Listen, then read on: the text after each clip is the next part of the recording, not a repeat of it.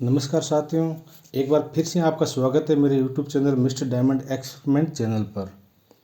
यह है पुराने टाइम की टॉर्च जो कि आज मेरे हाथ लगी है और इसमें क्या क्या फंक्शन है, क्या क्या सेटिंग है और किस तरीके से ये काम करती है। ये ख़राब हो जाए तो इसको किस तरीके से ठीक किया जाता है, उसके बारे में पूरी जानकारी मैं इस वीडियो में दूंगा।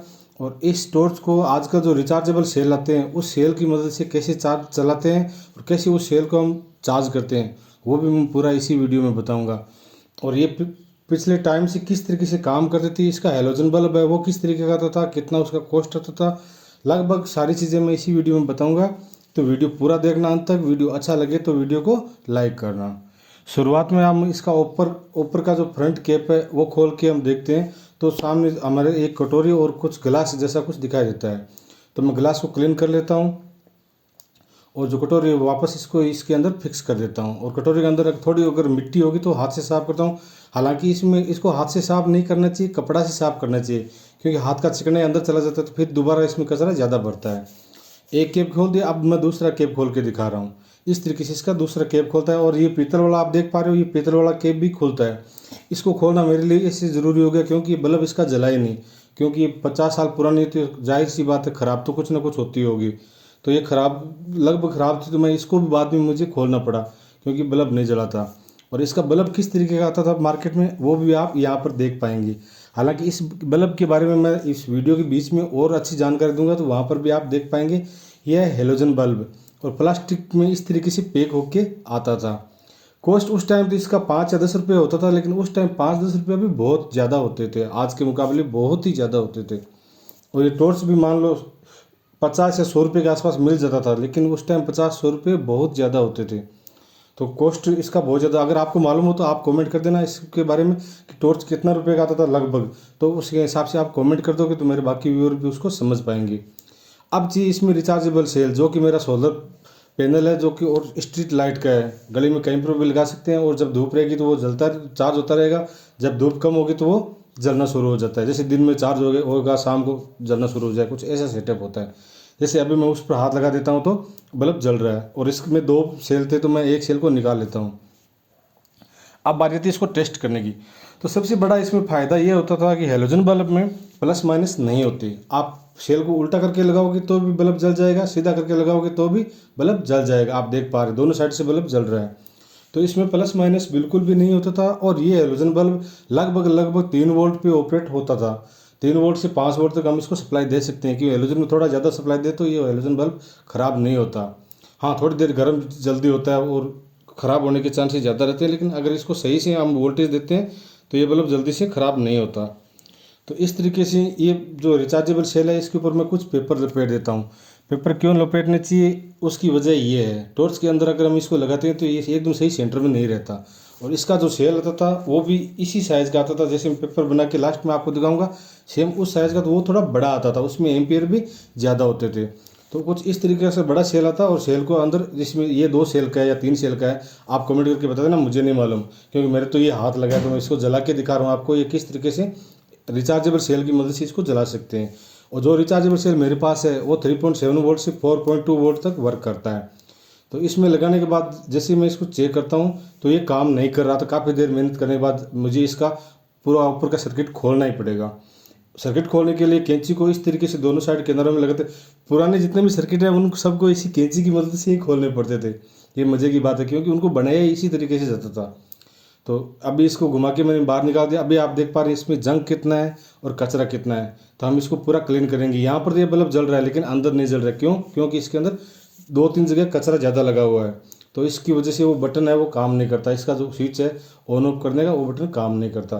तो यहाँ पर मैं पूरा सफाई कर देता हूँ, फिर थोड़ा थोड़ा स्क्रैच लगा देता हूँ ताकि कहीं पर भी अगर कुछ फॉल्ट हो तो जो बटन ऑन ऑफ करते हैं वो वहीं पर टच होता है। और जो टच होने वाला जगह है वहाँ पर मैं सोल्डरिंग आयरन की मदद से थोड़ा सा और सोल्डरिंग कर देता हूँ ताकि ये अच्छे से दोबारा वर्क करे। कई बार क्या होता है ये घिस भी जाता है या तो कोई छेड़ देता है तो ये बटन थोड़ा पीछे भी चला जाता है, तो इसका पूरा सर्किट काम करना बंद कर देता है। तो अब अपना सर्किट लगभग कंप्लीट है, हमने इसमें जो कमी थी वो सारी पूरी कर दी। अब मैं सेल लगा कर चेक करता हूँ तो अभी भी ये नहीं जल रहा है। अब दोबारा क्यों नहीं जल रहा है उसकी वजह भी आप इसी वीडियो में देख पाएंगे। हालांकि मैं इस सेल को लगा कि इसको लास्ट में मैंने इसको चला के देखा है, जला के दिखाया है, बल्ब को जला के दिखाया है और अच्छे से वर्क करा। अभी आप देख पा रहे हैं ये बल्ब जल रहा है, लेकिन इसका सेटअप करने में बार बार इससे परेशानी हुआ, तो ये जो वायर था इसका वो टूट गया।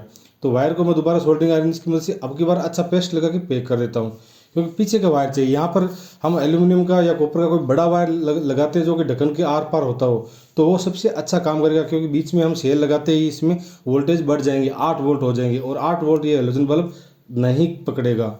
तो हालांकि हम पैरेलल कनेक्शन कर सकते हैं, लेकिन एक सेल से ये अच्छे से वर्क करता है। जबकि आप देखो पुराने टाइम में कितना बड़ा टॉर्च, कितने बड़े सेल, उस टाइम पे लोगों को कितनी तकलीफें होती होगी। तो जो आदमी ने ये टॉर्च चलाई है भाई, यहाँ पर कमेंट जरूर कर देना कि हाँ हमने ये टॉर्च चलाई है, और आपका टॉर्च कौन सा कंपनी का था। मेरा तो ये जीप कंपनी का है, लेकिन आपके पास जो टॉर्च था वो कौन सा कंपनी का था। हो सकता है आपके पास मेरे से भी पुराना टॉर्च हो। हालांकि अगर आप कमेंट करोगे, इस वीडियो पे अच्छा व्यूज आएगा, तो मैं कोशिश करूँगा इसी टॉर्च में यूएसबी लगा के और इसको यूएसबी से चार्ज करके भी आपको दिखाऊँगा, यूएसबी सॉकेट से। तो आप जितना हो सके इस वीडियो को शेयर करना और कमेंट करना। शेयर करोगे तो बहुत सारे लोग इस वीडियो देख के और भी ज़्यादा फ़ायदा उठा सकते हैं। रही बात आपके घर में है तो आप उसको कैसे ठीक कर सकते हो, तो ये मेरा ये वीडियो है, आजकल का जो मिस्त्री है उसको दिखाना ही पड़ेगा आपको, नहीं तो आज के जो मिस्त्री उनको नहीं पता होता टॉर्च को किस तरीके से ठीक किया जाता है। अगर ये वीडियो दिखा दोगे तो वो आपकी टॉर्च को यूएसबी सॉकेट टाइप बना देंगे, और आप उसको दोबारा भी काम में ले सकते हैं। जो कि पुरानी चीज़ें अगर नहीं बनती है तो उसका जो आनंद है वो अलग ही होता है। अभी मैं इस रूम का रोशनी है वो बंद कर देता हूँ, तो इसका जो ग्लो है, इसका जो रोशनी है हेलोजन बल्ब का, वो आप यहाँ पर देख पाएंगे।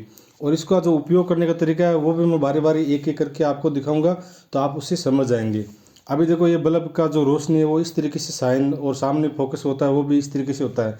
फोकस ज़्यादा इस कटोरे की वजह से होता है, और फोकस को एडजस्ट करने के लिए ऊपर वाला चूड़ी है उसको थोड़ा घुमाते हैं, तो जितना दूरी पर हमको फोकस चाहिए उतना दूरी पर इसको घुमा के वहीं पर छोड़ देते हैं। इसका लॉक सिस्टम ऐसा है, यहाँ से दबा के अगर हम ऊपर खिसका के छोड़ देते हैं तो इसका ऑटोमेटिक लॉक लग जाता है। अभी आपने देखा, अब मैं बटन नहीं दबा रहा हूँ लेकिन बटन दबा हुआ है, जैसे पीछे करते हैं तो इसका लॉक ऑटोमेटिक खुल जाता है।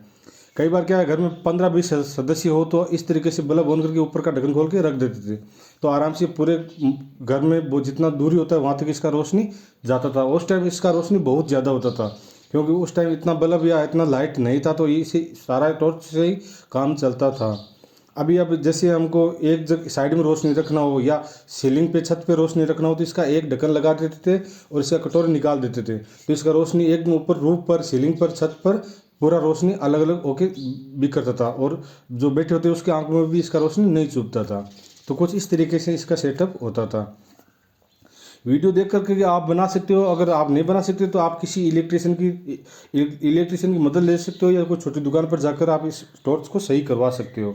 और इसमें यूएसबी पिन लग जाता है, चार्जिंग सेल लग जाता है, तो अपना सब काम कंप्लीट हो जाता है। उसके बाद इसमें कोई कॉस्ट नहीं आता, जबकि उस टाइम लोगों ने बहुत सारे पैसा खर्च किया होगा इस टॉर्च पर, क्योंकि इसकी सेल रिचार्ज नहीं होते थे। एक बार उपयोग में लिया उसको फिर कई बार गर्म करके भी दोबारा उपयोग में लेते, लेकिन वो ज़्यादा टाइम तक बैकअप नहीं देता। लेकिन जब दोबारा सेल को गर्म करते तो कुछ देर के लिए वो सेल काम कर जाते थे। तो यह है इस बैटरी का सेटअप। जितना मेरे से कोशिश हुआ मैं अच्छे से आपको समझा पाया हूँ। आप कमेंट करके ज़रूर बताना कि आपको ये जो वीडियो है ये कैसा लगा, ताकि मुझे भी मोटिवेशन मिले और इस तरह के वीडियो मैं कुछ और ज़्यादा भी लेकर आऊँ कहीं ना कहीं से। और मैं कोशिश करता हूँ जितनी पुरानी चीज़ें हैं उसको मैं आपके सामने पेश करूँ, ताकि जो पुराने लोग की चीज़ों को किस तरीके से इस्तेमाल करते थे वो हमको इस वीडियो के माध्यम से या मेरे बताने के माध्यम से आपको पता चल सके। अब रही बात चार्ज करने की, तो आप साइड में देख पा रहे हैं मोबाइल का चार्जर है। उस मोबाइल के चार्जर से मैं इस बल्ब को ग्लो करवा रहा हूँ। तो इस चार्जर की मदद से इस सेल को चार्ज करूँगा मैं, जो कि कम से कम 3-4 घंटे बैकअप दे देगी। और ये बल्ब है, इसके बारे में भी पूरी जानकारी एक बॉक्स में दी गई है, तो उस बॉक्स में जब मैं बंद करूँगा तो आप इस बल्ब की पूरी जानकारी देख पाएंगे। यह है इसका प्लास्टिक, हालांकि प्लास्टिक से नहीं, इसके ऊपर कवर पर क्या क्या लिखा हुआ है वो देखना आप देखोगे आप भी सोचते रह जाओगे उस टाइम के जो बल्ब बनते थे वो कितने पावरफुल और कितने दमदार बल्ब बनते थे। इसको मैं नज़दीक करके दिखाता हूँ तो आप देख पाएंगे इसमें कुछ लिखा हुआ है, कभी फ्यूज़ नहीं होने वाला 1000 फीट तक लाइट। मतलब कभी फ्यूज़ नहीं होने वाला बल्ब। आप समझो उस टाइम किस कंपनी किस तरीके से बल्ब बनाते थे, क्योंकि उस टाइम कंपनी में प्रोडक्शन मैनेजर नहीं होते थे। अगर प्रोडक्शन मैनेजर होते तो ये 1 या 2 साल में बल्ब फ्यूज हो जाते थे। एक बल्ब चले सालों साल, मतलब ज़िंदगी भर चलने वाले बल्ब बनते थे उस टाइम, क्योंकि उस टाइम प्रोडक्शन मैनेजर नहीं थे। कंपनियों को प्रोडक्शन नहीं बनाना होता, उनको जो चीज़ बनाती है वो इतनी अच्छी बनाती है कि वो ज़िंदगी भर चलती रहे। लेकिन जब से प्रोडक्शन मैनेजर स्टार्ट हुआ है मामला पूरा चेंज हो गया। और बाकी एलईडी लगा के मैं आपको दिखा पाऊंगा, लेकिन आपको कमेंट करना पड़ेगा और इस वीडियो को ज़्यादा से ज़्यादा शेयर करना होगा। और वीडियो कैसा लगा इसके बारे में कमेंट करना, वीडियो को एक लाइक करना, चैनल पर पहली बार है तो चैनल को सब्सक्राइब जरूर कर देना, बेल आइकन भी दबा देना। और कुछ पूछना हो तो कमेंट भी कर देना। मिलते हैं नेक्स्ट वीडियो में, तब तक के लिए धन्यवाद। Take care.